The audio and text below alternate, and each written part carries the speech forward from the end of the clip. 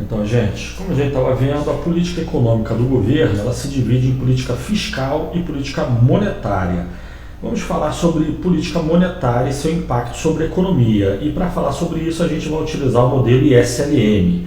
Mas antes de ver ou falar sobre o modelo ISLM e a política monetária, a gente vai fazer uma observação aqui baseada em Keynes a respeito de medidas que são utilizadas pelo governo que não são medidas de cunho político e econômico, né? São medidas absurdas que muitas vezes o governo realiza e que os efeitos são nefastos e que não devem ser utilizados. E para falar sobre tais medidas, eu vou usar as palavras do Keynes, né? Então, o Keynes ele enfatiza a política fiscal. O governo, tendo-se em vista impactar a economia, o ideal é utilizar a política fiscal ativa, né? A ênfase do Keynes não é na política monetária. Muita gente acha que o Keynes é um defensor da emissão desenfreada de moeda. Não tem nada a ver com o Keynes. Keynes é a favor de política fiscal ativa, basicamente gastos públicos e obras públicas.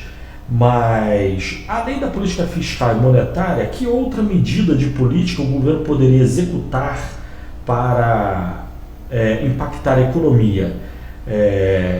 Algumas pessoas podem falar em subsídios, ou então controle de preços, né? Ou então o uso incorreto de política tributária, né? Tentar usar a política tributária para deformar o comportamento da economia. Algo do tipo cobrar muito imposto sobre importações e pouco imposto ou nenhum imposto, subsidiar exportações, ou então cobrar impostos de ricos para, sei lá, né, cobrar, como uma redistribuição de renda ou algo do tipo. E daí que essas políticas, regra geral, elas não são adequadas e muitas outras iguais a essa. O governo pode realizar política de impostos no sentido de reduzir impostos ou aumentar impostos. Agora, cobrar impostos a mais de certos setores, regiões ou grupos de pessoas e menos de outros, esse tipo de política, regra geral, não é a política correta, né? Não só na visão de liberais, mas como também na de Keynes. É só a gente considerar esse trecho aqui do Keynes. Face à depressão dos anos 30, bota ele, um mundo de remédios populares foi experimentado em vão para a cura dos males do dia. Os males do dia é a depressão dos anos 30. E põe ele, remédios que eles mesmos, aí ele cita alguns remédios, né? Como, por exemplo, subsídios, fixação de preços e de aluguéis, perseguição ao especulador, taxas sobre lucros excessivos. Esses remédios, eles mesmos, eventualmente se tornaram parte dos males dos dias e não o menor deles. Então, medidas do governo, como por exemplo essa aí, subsidiar certos setores da economia, isso na visão liberal é um absurdo e, como está escrito aí com todas as letras por Keynes, isso não é o adequado, não é isso que tem que ser feito. O governo tem que realizar gastos públicos, obras que favoreçam melhor as condições da economia, infraestrutura, não subsidiar um setor ou outro da economia. Muitos são os defensores de Keynes que dizem que tem que haver subsídios, ou que Keynes defende subsídios. Está aí, não defende subsídios. Ele considera subsídio um remédio que é um dos piores males para a economia, não o menor deles. A solução não é subsidiar, fixar preços. Muitos são os seguidores de Keynes que acham que políticas do tipo plano cruzado são o correto e até mesmo são defendidos por Keynes.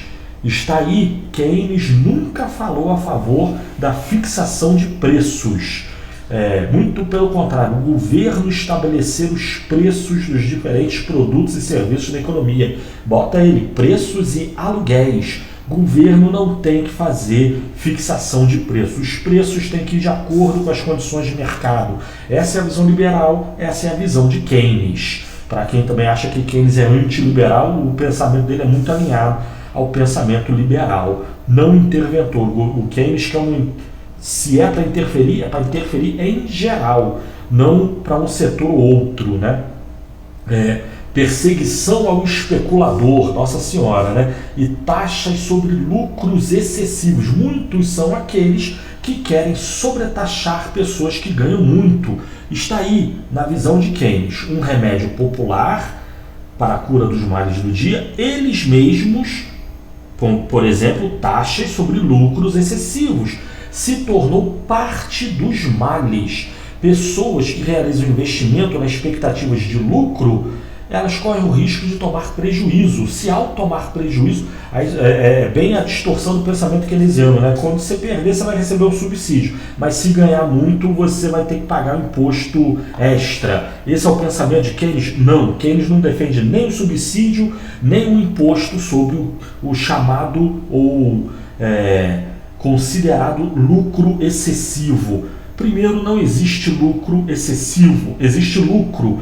O lucro possivelmente que venha a ser considerado excessivo é fruto de uma condição da economia que, por um acaso, levou um setor ou outro a realizar lucro, né? Agora, esse setor realizou um lucro excessivo, ele também poderia ter tido uma perda excessiva. Seja lá como for, é para o governo fazer medidas de política interferir a nível microeconômico como essa, veja, taxa sobre lucros excessivos. Ele não está taxando, o governo não estaria taxando lucro em geral, qualquer um realizar lucro. Não, ele está taxando algumas pessoas que realizem certo lucro. Essas que venham a ser considerados lucros excessivos. Vá saber o que é excessivo, né? Na visão de Keynes, é para fazer isso? Não, não é para fazer isso. Isso é um remédio popular, feito até com boa intenção para a cura dos males do dia, mas não curou e até se tornou parte dos males. A taxação de lucro só afugenta investimentos. Não há que se afugentar investimentos, há que se atrair investimentos, né?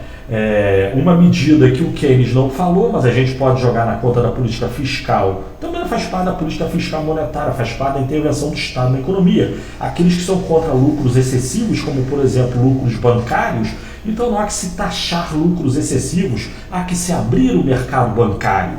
Mas isso é microeconomia, não é macroeconomia. Porém, não dá para falar de um sem falar de outro, né? Mas enfim, a política econômica do governo, ela diz respeito à política fiscal e monetária. Medidas que não digam respeito à política fiscal e monetária, como essas aí, são medidas que fogem ao âmbito de política econômica estrito sensu. O governo determinar preço das coisas, isso é política fiscal e monetária, não é nenhum nem outro. Isso aí é uma deformidade da ação estatal, né? E na visão liberal e na visão de Keynes, está escrito aí, página 298, quem quiser conferir melhor também, é bom conferir, tem que ler o que ele escreveu antes, tem que ler o que ele escreveu depois para pegar o contexto. O contexto é basicamente isso aí que está escrito, tá? Isso é uma coisa. Então, dada a política econômica do governo, que é a fiscal e a monetária, em geral, o governo não deve fazer políticas para um setor ou outro, uma região ou outra. Essa não é a visão keynesiana, e também não é visão liberal. O governo, se tiver que fazer alguma coisa, alguma medida, para a economia como um todo, no agregado, não para uma região ou outra, um setor ou outro, um grupo ou outro de pessoas. Essa é uma aberração, uma deformação da ação estatal, da ação governamental. Mas, dadas as políticas econômicas, que é basicamente a fiscal e monetária, quais são os objetivos da política? Meio que já está subentendido, a gente já meio que falou. Mas como eu não havia definido política fiscal e monetária, aqui está no momento da gente falar dos objetivos da política econômica, né? Do governo, do Estado. E quais são os objetivos da política econômica? O primeiro a gente meio que já falou, é crescimento econômico. O governo adotar política, no caso a gente viu medidas de política fiscal, gasto público ou redução de impostos, tendo-se em vista o crescimento econômico. Crescimento econômico que idealmente leve ao pleno emprego. O objetivo é alcançar o pleno emprego. Agora, é interessante, mesmo estando a pleno emprego, ainda assim a economia que deseja, as pessoas desejam uma vida melhor, então possivelmente, estando a pleno emprego, a economia deseja crescimento econômico, né? E aí a gente não pode perder de vista a primeira parte da matéria. A economia está arrochada, política fiscal e monetária, que a gente vai ver, mas fiscal que a gente já viu, o governo gastar dinheiro para fazer crescimento econômico, isso impacta a demanda agregada. Mas a demanda agregada impacta o nível de produção, dado que a oferta agregada seja keynesiana extrema. Se a oferta agregada é a clássica, a demanda agregada não impacta nada. E o nível de emprego e produção vai depender das condições do mercado de trabalho, da oferta agregada. E daí que, com relação à oferta agregada, temos que relembrar a primeira parte da matéria, não houve propriamente muita ação estatal no que diz respeito à oferta agregada. Governo não trabalha, trabalhadores trabalham. Governo não tem empresa, ou pelo menos não tem empresas na economia de tal forma a ampliar o estoque de capital da economia, né? E tendo empresas, isso na visão de uns já é uma deformidade da ação estatal, né? Mas enfim, crescimento econômico é o objetivo da política econômica, pleno emprego é o objetivo da política econômica, supostamente, e estabilidade. Muita gente considera estabilidade de preços. Mas no caso, a estabilidade não é só estabilidade de preço, é estabilidade em geral. Ter uma economia que não entra em recessão, é estabilidade política, econômica e social, né? Especialmente econômica, sem dúvida, mas estabilidade econômica no sentido de previsibilidade com relação ao futuro, com relação aos preços, com relação ao nível de emprego, né? Mas focando a estabilidade de preços, a gente tem o quê? Principalmente considerando a política monetária, a gente já meio que pode ter uma intuição a respeito. O governo pode fazer uma política monetária expansionista, aumentar a oferta de moeda na economia, tendo-se em vista fomentar gastos via redução de taxa de juros ou via aumento de gastos públicos financiado por emissão de dívida pública, onde o próprio governo seria seu principal credor, né?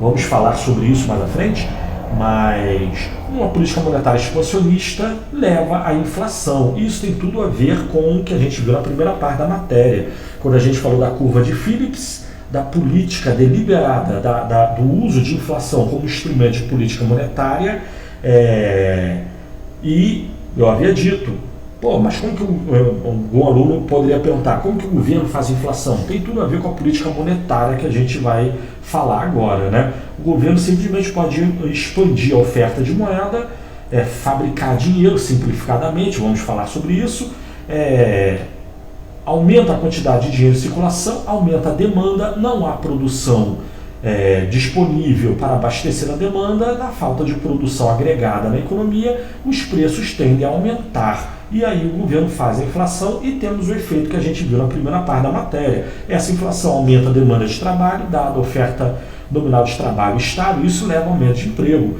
Então o governo pode usar a inflação como instrumento de geração de emprego. Mas aí, dessa explicação breve que eu dei, vamos elaborar melhor isso agora nos próximos slides, o governo tem um conflito aí, há um conflito nesses objetivos da política econômica. Crescimento econômico e pleno emprego, eles meio que caminham juntos, mas a estabilidade, especialmente estabilidade de preços, ela entra em conflito aí nesses três, ela cria um conflito aí nesses três objetivos. O governo, tendo-se em vista crescimento econômico e pleno emprego, ele pode fazer uma política monetária expansionista, mas tal política monetária expansionista pode levar à inflação. E essa inflação quebra o objetivo, não respeita o objetivo de estabilidade de preços, né? Se o governo quiser fazer uma estabilidade de preços, ele tem que fazer uma política, por exemplo, monetária restritiva, mas isso leva à redução de demanda e à tendência à redução de crescimento econômico e fazer com que a economia reduza o nível de emprego abaixo do pleno emprego. Mas então há um conflito entre esses três objetivos aí. Com base nesses três objetivos, a gente tem que a política econômica, a economia como um todo, ela é um colchão curto. Você puxa para cobrir o o pé numa noite de frio, você descobre a cabeça. Você puxa o colchão para cobrir a cabeça, você descobre o pé.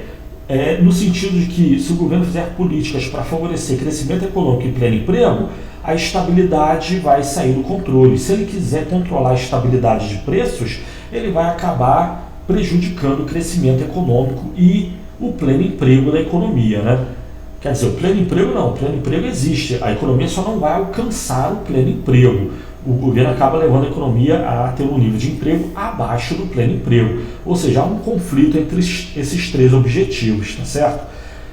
Mas enfim, falando de política econômica, ela se divide em política monetária e fiscal. A gente já viu a política fiscal, agora vamos falar de política monetária. E para falar de política monetária, a gente vai utilizar o modelo ISLM. Mas aí deixa isso para o próximo vídeo, tá bom? Valeu, tchau!